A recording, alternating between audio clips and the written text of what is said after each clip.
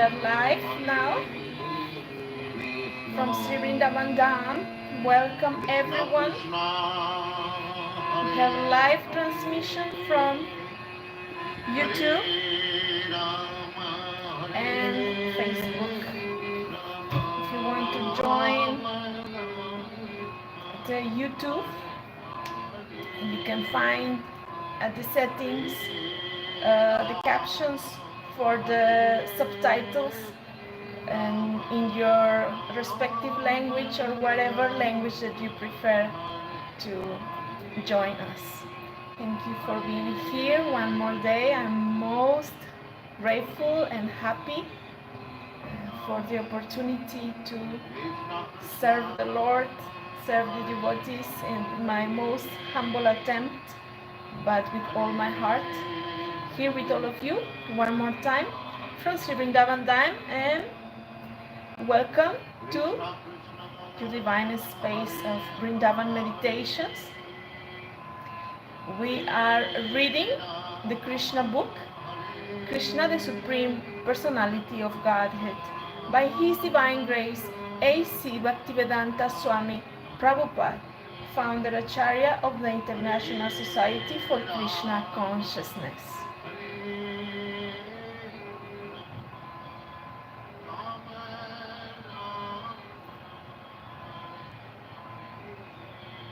Yesterday we concluded the chapter 14, Prayers by Lord Brahma to Lord Krishna.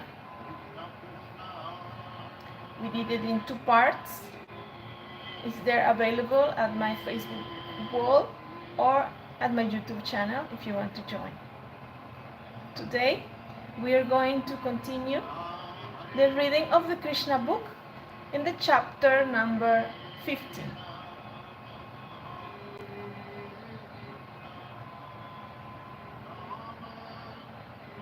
The killing of the DHENUKÀSURA.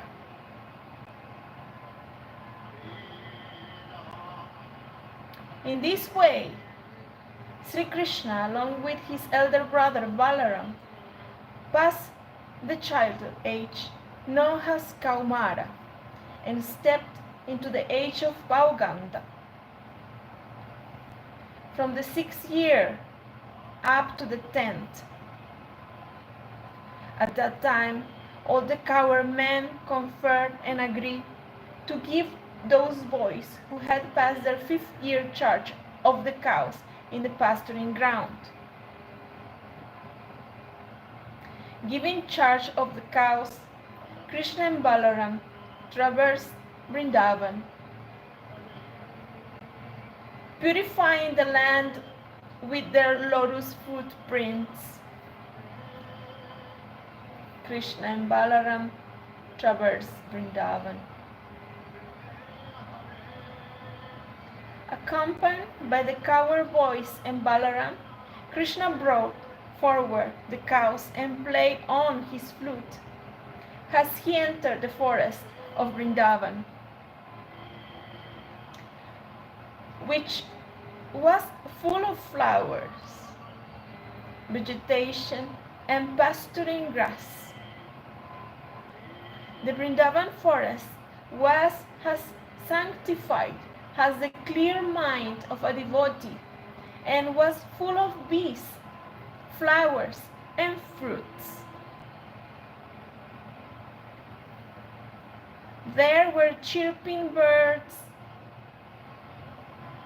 and clear water lakes,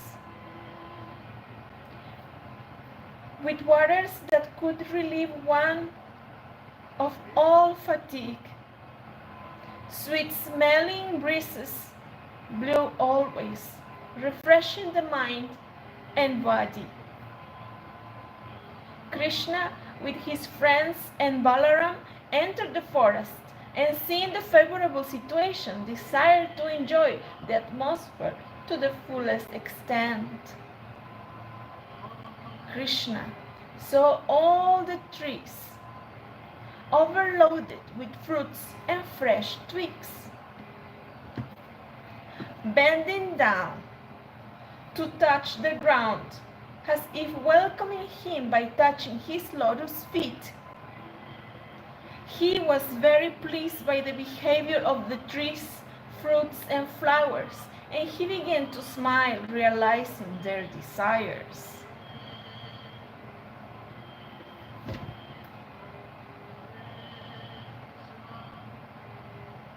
Krishna then spoke to his elder brother Balaram as follows.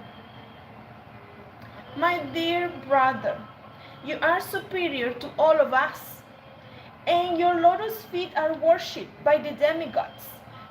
Just see how these trees, full with fruits and flowers, have bent down to worship your lotus feet.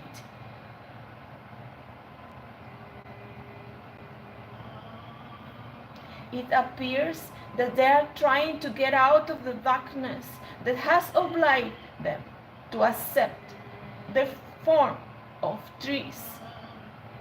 Actually, the trees born in the land of Vrindavan are not ordinary living entities. Having held the impersonal point of view in their past lives, they have been put into this stationary condition of life. But now, they have the opportunity of seeing you in Vrindavan, and they are praying for further advancement in spiritual life through your personal association. Generally, living entities in the mood of darkness obtain the bodies of trees. The impersonalist philosophers are in that darkness, but they eradicate it by taking full advantage of your presence.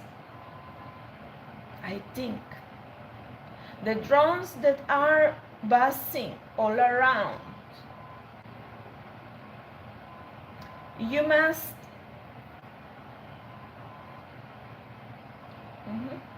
I think the drones that are buzzing all around, you must have been your devotees in their past lives. They cannot leave your company because no one can be a better, more affectionate master than you. You are the supreme and original personality of Godhead, and the drones are just trying to spread your glories by chanting at every moment. I think some of them must be great sages, devotees of your lordship, and they are disgusting themselves in the form of drones because they are unable to give up your company, even for a moment. My dear brother, you are the supreme worshipable Godhead. Just see how the peacocks are dancing before you in a great ecstasy. The deer, whose behavior is just like that of the gopis, are welcoming you with the same affection. And the cuckoos who are residing in this forest are welcoming you with their joyful, sweet cries, because they consider that your appearance in their homes is so auspicious. Even though they are trees and animals, these residents of Vrindavan are glorifying you. They are prepared to welcome you to the best of their ability, as is the practice of a great souls in receiving another great soul at home. As for the land, it is so pious and fortunate because the footprints of your lotus feet are marking its body.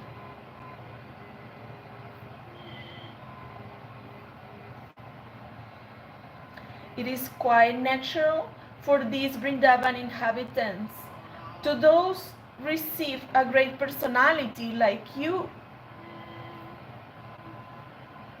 The herbs, creepers, and plants are also so fortunate to touch your lotus feet. And by your touching the twigs with your fingernails, these small plants are also made glorious. As for the hills and the rivers, they too are now glorious because you are glancing at them. Above all, the damsels of Braja, the gopis, are the most glorious because you embrace them with your strong arms, being attracted by their beauty. In this way, Lord Krishna and Balaram began to enjoy the residents of Vrindavan to their full satisfaction as they herded the calves and cows on the bank of the Yamuna. In some places, Krishna and Balaram were accompanied by their friends. The boys were singing, imitating the humming sound of the drums and accompanying Krishna and Balaram, who were garlanded with forest flowers. While walking, the boys sometimes imitated the cackling sound of the swans in the lakes. The boys sometimes imitated the cackling sounds of the swans in the lakes, or when they saw the peacocks dancing, they imitated them before Krishna. Krishna also moved his neck, imitating the dancing and making his friends laugh.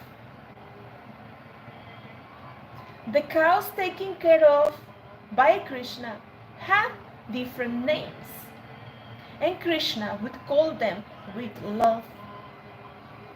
After hearing Krishna calling, the cows would immediately respond by mooing, and the boys would enjoy this exchange to their heart's content. They would all imitate the sound vibrations made by the different kinds of birds, especially the chakoras, peacocks, cuckoos, and bharadwajas. Sometimes, when they would see the weaker animals flying out of fear of the sounds of tigers and lions, the boys, along with Krishna and Balaram, would imitate the animals and run away with them. When they felt some fatigue, they would sit down, and Balaram would put his head on the lap of one of the boys just to take a rest.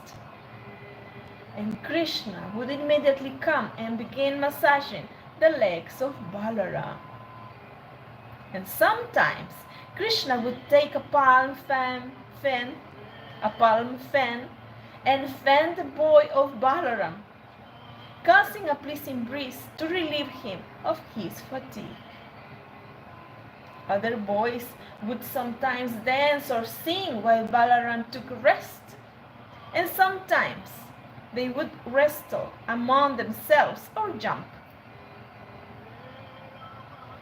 When the boys were thus engaged, Krishna would immediately join them and catch in their hands. He would enjoy their company and laugh and praise their activities.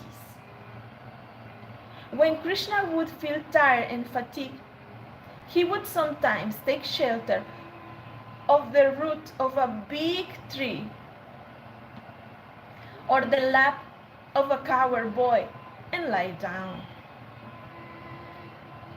When he would lie down with a boy or a root as a pillow, some of the boys would come and massage his legs, and some would fan his body with a fan made from leaves. Some of more talented boys would sing in very sweet voices to please him.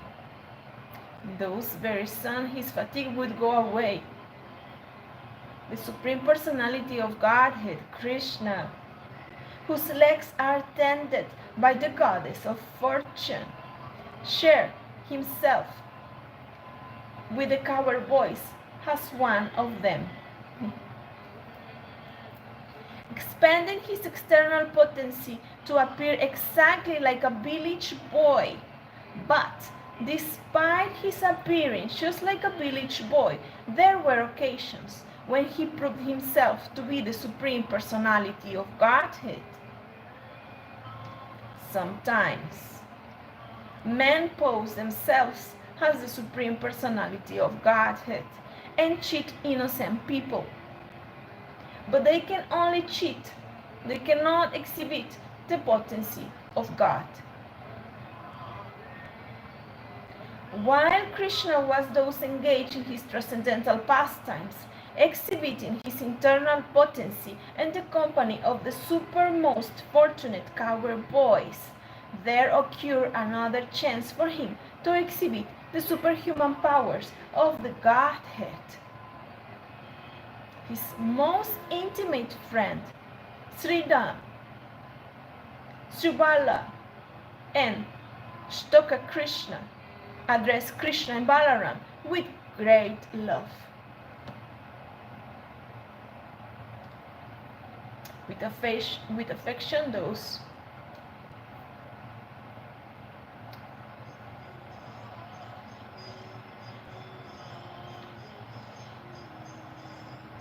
with great love and affection, those, dear Balaram, you are very powerful.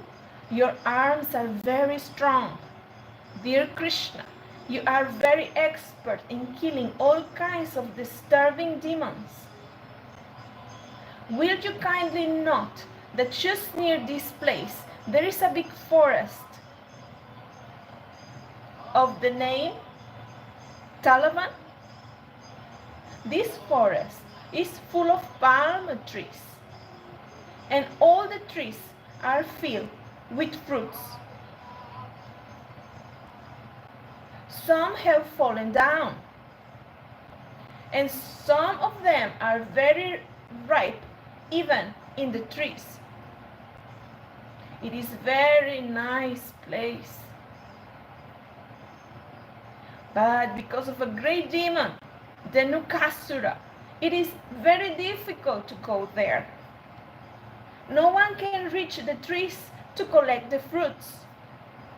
Dear Krishna and Balaram, this demon is present there in the form of an ass. And he is surrounded by similar demon friends who have assumed the same shape.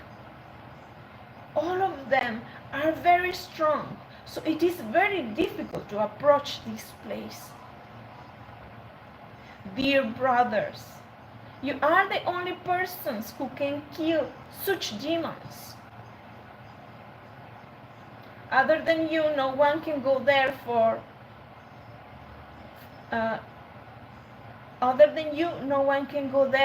fear of being killed. Not even animals go there, and no birds are living there. They have all left. One can only appreciate the sweet aroma that is coming from that place. It appears that up until now, no one has tasted the sweet fruits there, either on the tree or on the ground. Dear Krishna, to tell you frankly, we are very attracted by this sweet aroma. Dear Balaram, if you like, let us all go there and enjoy these fruits. The aroma of the fruits is now spread everywhere. Don't you smell it from here? When Balaram and Krishna were those petitioned by their intimate friends, they were inclined to please them. And with smiling faces, they proceed toward the forest, surrounded by all their friends. Immediately, Upon entering the Talavana,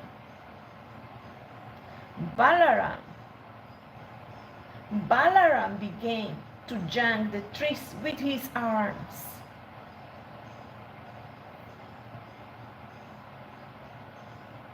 Exhibiting the strength of an elephant.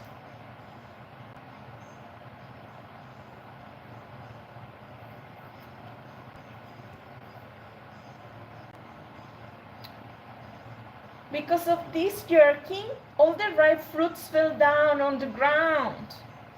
Upon hearing the sound of the falling fruits, the demon DHENUKÀSURA, who was living there in the form of an ass, approached with great force, shaking the whole field so that all the trees moved as if there were an earthquake. The demon appeared before Balaram and kicked his chest with his hind legs. At first, Balaram did not say anything, but with great anger, the demon kicked him again, more vehemently.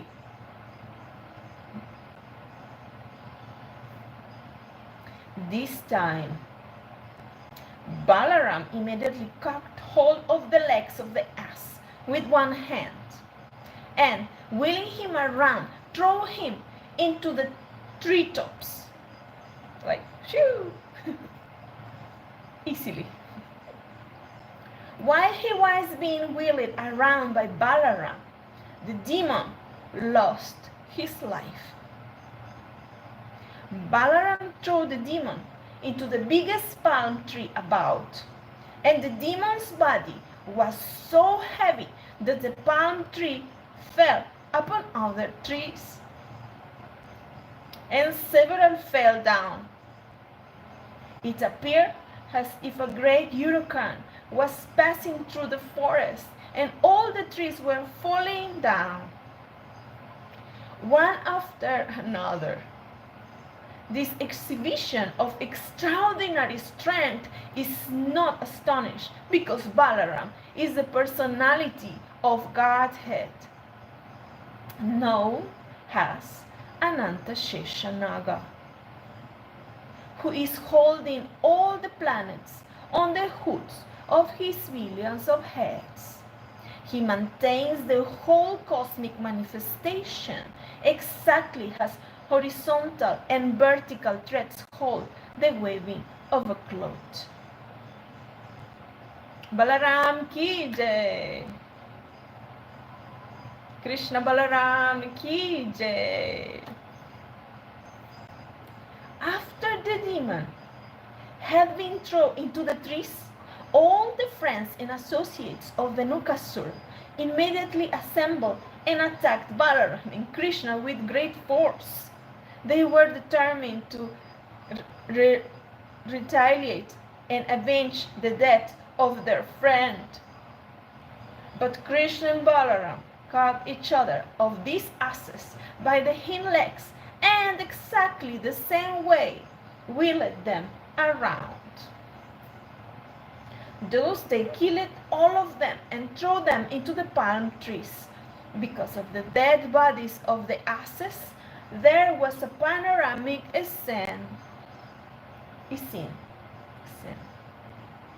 There was a panoramic scene. It appeared as if clouds of various colors were assembled in the trees. Hearing of this great incident, the demigods from the higher planets showered flowers on Krishna and Balaram, and beat their drums and offered devotional prayers. Krishna Balaram ki jai.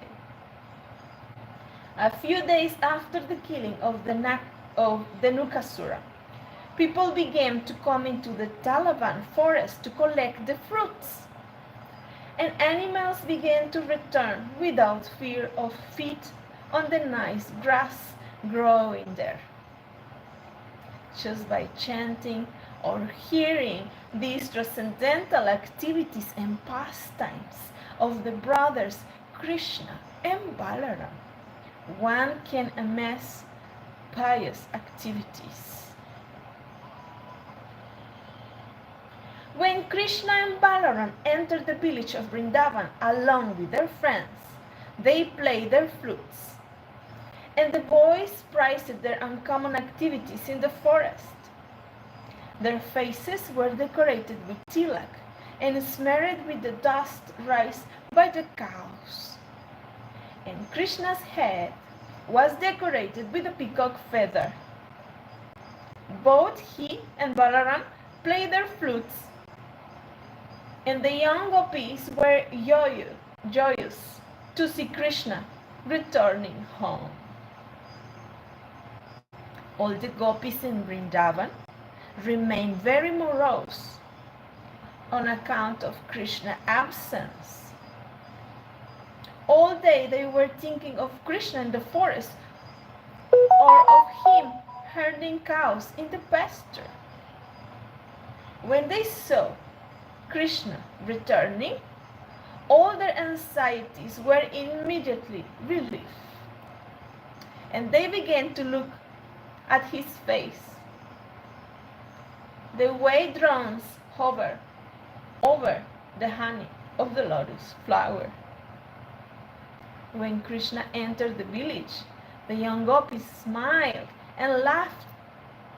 Krishna, while playing the flute, enjoyed the beautiful smiling faces of the gopis.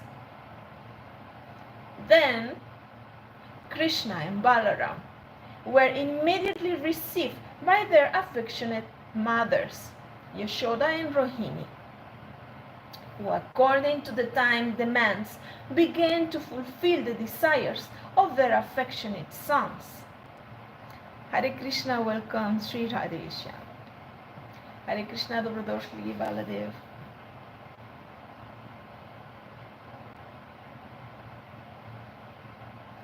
Then Krishna and Balaram were immediately received by their affectionate mothers, Yashoda and Rohini, who, according to the time demands, began to fulfill the desires of their affectionate sons.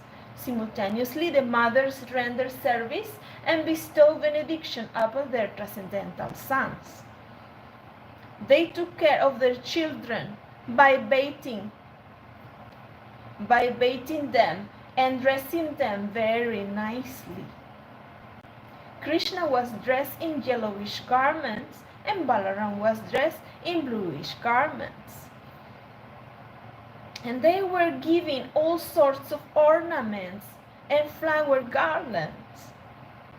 Being relieved of the fatigue of their day's work in the pasturing ground, they looked refreshed and very beautiful. They were given palatable dishes by their mothers, and they pleasantly ate everything.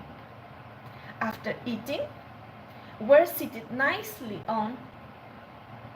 After eating, they were seated nicely on clean bedding, and the mothers began to sing various songs of their activities.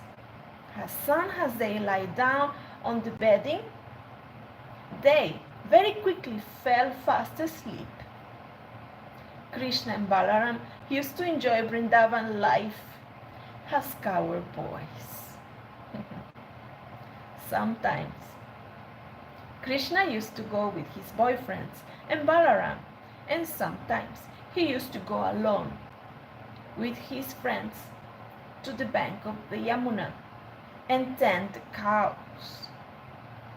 Gradually, the summer season arrived, and one day, while in the field, the boys and cows became very thirsty and began to drink the water of the Yamuna. The river, however, had been made poisonous by the venom of the great serpent known as Kaliya.